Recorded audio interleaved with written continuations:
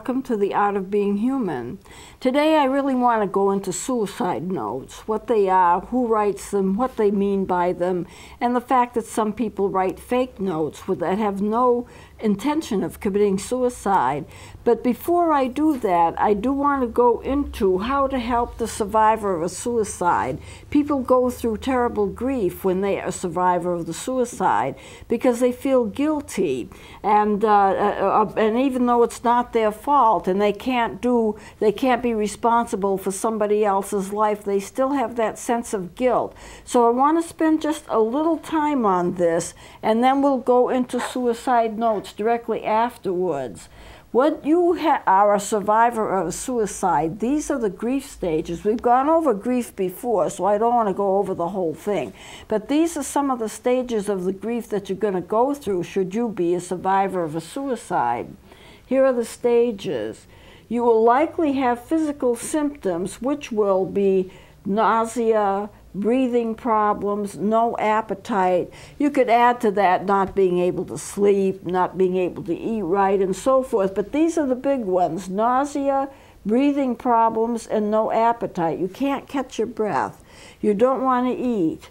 And you feel sick. You actually feel physically sick. These three initial symptoms last from 10 minutes to an hour. And then they dissipate. Now, I know you can never say never. I'm always saying that. And of course, a lot of people, there's a great variation in terms of how they react. But this usually happens: nausea, breathing problems, no appetite. And then that sense of guilt. And that guilt is usually not appropriate. You cannot blame yourself for somebody else's death, especially if you tried to help them to the limit of your ability to help them. So that there is a guilt, but that guilt is not appropriate. I've had people threaten to kill themselves, and I've had to tell them, I don't want you to do it, but if you do it, I'm not going to feel guilty. I had one student when I was a college professor who used to come in every Friday afternoon and say, Miss Rainey, I'm not going to see you next week. I'm going to be dead because I'm going to kill myself over the weekend. And her intention was to get me worried and upset and thinking about her all weekend. I can't imagine why else she did it. And then, of course, I'd see her the following week, and on Friday the same routine. I'd see her the following week, and on Friday the same routine. You're not going to see me next week, I'm going to kill myself. Well, I was pretty sure she was not going to kill herself, but you never can say never. I mean, she might have, but I didn't think that she was in the state of mind that she would do it. She was doing it mainly to manipulate me into feeling a certain way or maybe doing something for her. So I sat her down one Friday and I said, I got to talk to you about this. And I said, you know, you do this every Friday. And I have to tell you once and for all, I don't want you to do it. I like you, you're an important person. I would be sad if you weren't here. But if you do it, I am not going to take responsibility and I'm not going to feel guilty, because I've worked with you and I don't see if there's any reason why you should do it or even consider doing it. If you do it, I'll be sorry that you did it, but I myself am not going to be responsible, because no one can be responsible for anybody else's life. And I'm not going to feel guilty either, because I know that I've done the best that I can with you. And after I had that frank talk with her, she never did it again. She remained alive. I saw her every week. She was in my classes. She never, ever mentioned it again. But this is something you would not want to try unless you knew very well what the person was like, how they were going to react, whether you think it was going to help or hurt. There was a case, and I have mentioned it before, of a person who was on a suicide hotline. She was talking with people who were suicidal, and they would call in and she would try to talk them down. They had a whole group of people that did it. It was a suicide hotline, and I was the backup counselor. And one person called in every night, and they happened to get her every night. I mean, there's more than one person there. There were 4 or 5 people there answering phones all the time, but for some reason they always got her. And they told her, I'm going to do it, I'm going to do it, I'm going to do it. And she got tired of it because it was all the time, every day, for weeks on end. She finally said, well, if you want to do it, why don't you do it? And she heard a gunshot over the phone, and he had killed himself. Because she had given him permission to do it, but he was just waiting for someone to say, go ahead and do it, go ahead and do it. And everybody was saying, no, don't. And he was just holding on until a person gave him permission. And she did it out of anger because he was continually talking to her every night, and she felt he was getting nowhere. Now, was the death her fault? Not really. I don't consider it to be her fault because he was planning to do it. He was just waiting for a time to do it. She couldn't talk him out of it, but nobody could talk him out of it. And finally, out of desperation and her own emotional nature, she said, I can't stand this anymore. If you're going to do it, do it. And he did. So I don't still consider that to be her fault because he had planned it that way. A lot of times, suicidal people use the suicide threats as a manipulation to get what they want. And when they get what they want, they may or may not do it. But in this case, he was manipulating somebody to say yes. And so he did it. But he had planned it that way. She hadn't planned it that way. So although she felt terribly guilty, I still did not consider that it was her fault. There was never any lawsuit or anything about it because this had gone on for weeks. So at any rate, the guilt is not appropriate. There's also going to be extreme hostility. A lot of people feel very angry when another person dies. The problem with that is that they feel guilty because they feel angry. They feel angry because they're upset over the person's death and they wish the person hadn't done it, but then they feel guilty because they feel angry.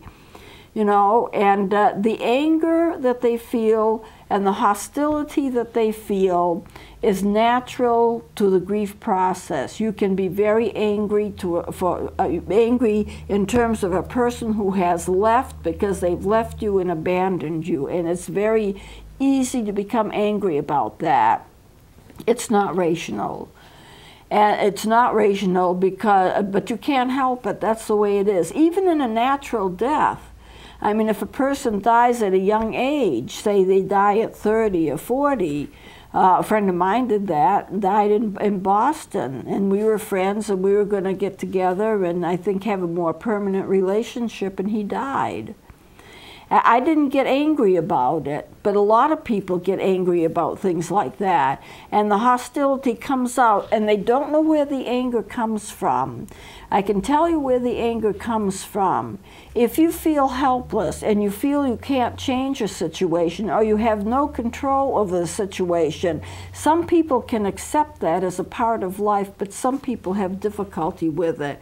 If you have difficulty and you feel helpless because you can't change anything, that helplessness can turn to rage. If a person is dying, say, of an illness, they have a heart problem or something, they have cancer or something, and they're dying, they can't help the death process. It is what it is.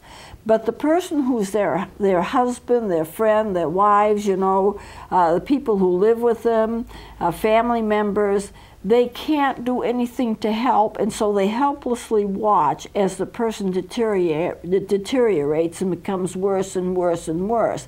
Because they couldn't help, because they couldn't do anything about it, that helplessness can turn to rage. And so they have hostility, and sometimes it comes out against the person who died. And they know that that doesn't make any sense because the person was dying a natural death. They couldn't help their disease process. They were just dying of whatever it was that they were suffering from. But they feel like they shouldn't be angry because the person couldn't help their dying process. They certainly didn't want to die, but this is the fact of the matter, they did. But you see, that's helplessness turned to rage. They couldn't help dying, and you can't help but feeling anger because you were helpless to stop it. And as I said before, helplessness can turn to rage. Not everybody feels this. this, but some people do.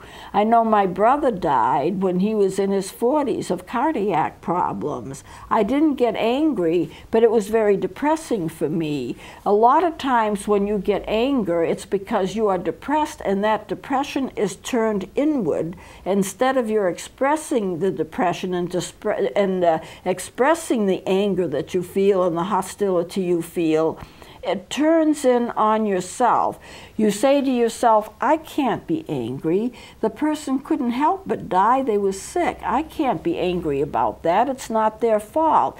And what happens is that anger turns inward onto yourself. And when that happens, you can become deeply depressed. A lot of people who are deeply depressed are really have anger issues that have been turned inward.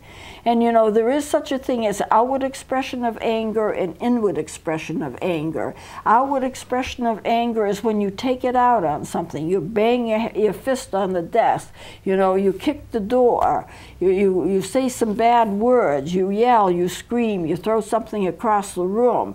That's outward expression of anger. It gets it out of the system. A lot of women will start scrubbing the floors. They'll get on their hands and knees and scrub the floors. Why? It gives them expression to that anger. You know, in housework or sports will do the same thing. If a person is a football player or a basketball player or whatever, they're expressing their emotions through the physical activity. It is outward expression of anger, and it's usually healthy unless it goes to the extreme. If it goes to the extreme where a person puts themselves in danger or puts somebody else in danger, then of course it's not healthy at all. But unless a person is putting themselves in danger, they become angry enough that they're going to do something to themselves, or angry enough that they're going to do something to somebody else, then you have to intervene and you have to stop it. But the anger feelings and the distress and the anguish and all the things that go on in a grief process need to be expressed, need to be acknowledged, and need to be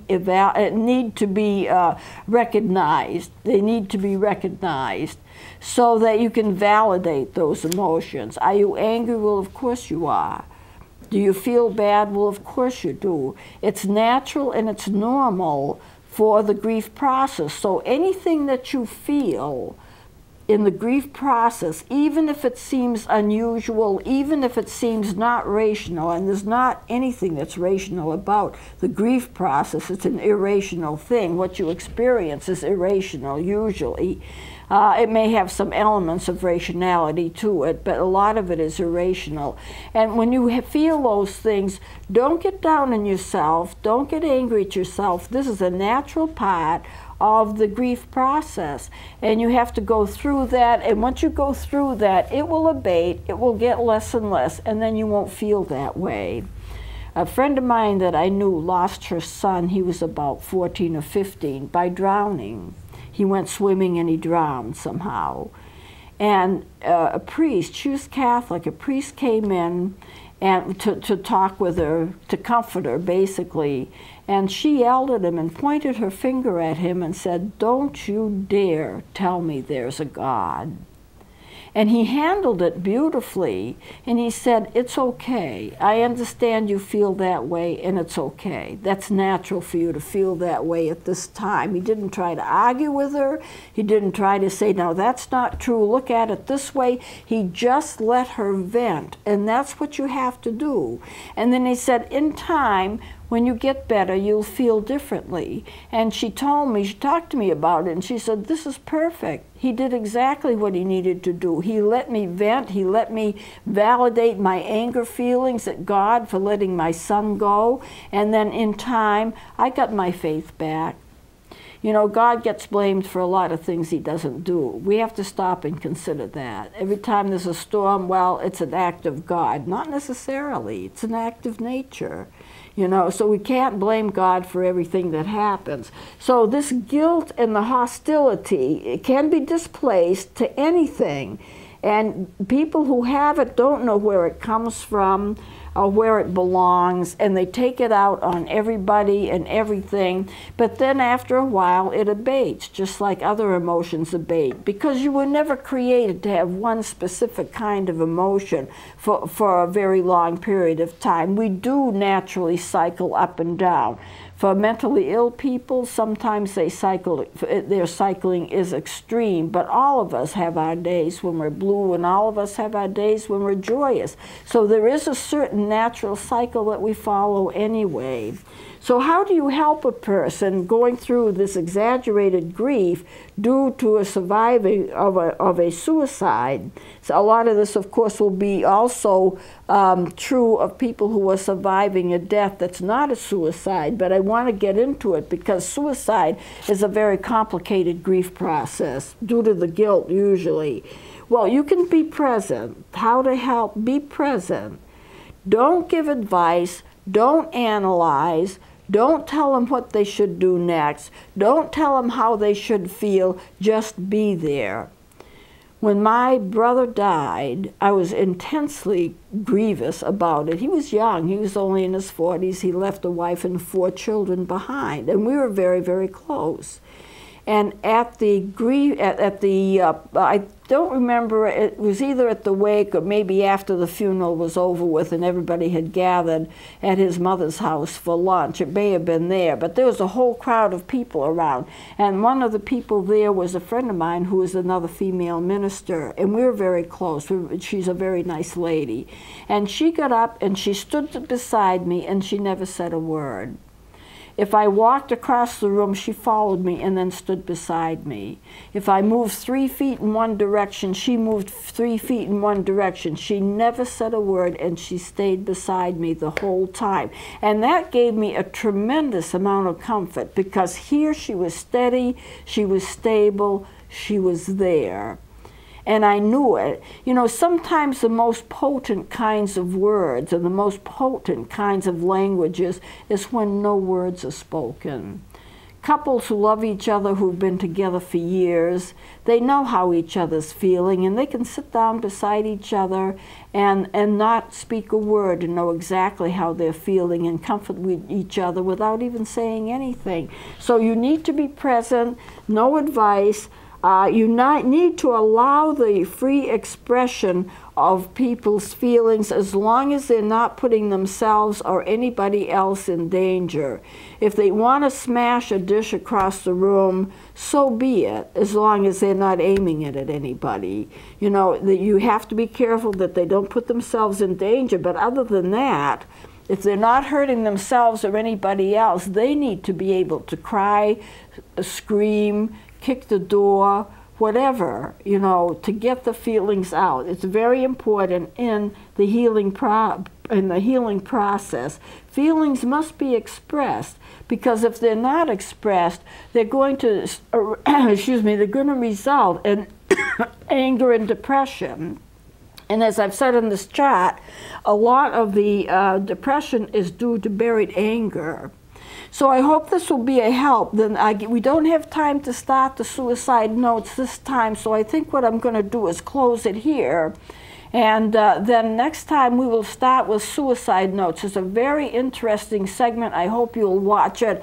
It may give you some clues of your own as to how to handle things. If you should get an unexpected note and somebody says, "I'm going to kill myself, I'm sorry, I can't take it anymore," the first thing you have to know is it a real note?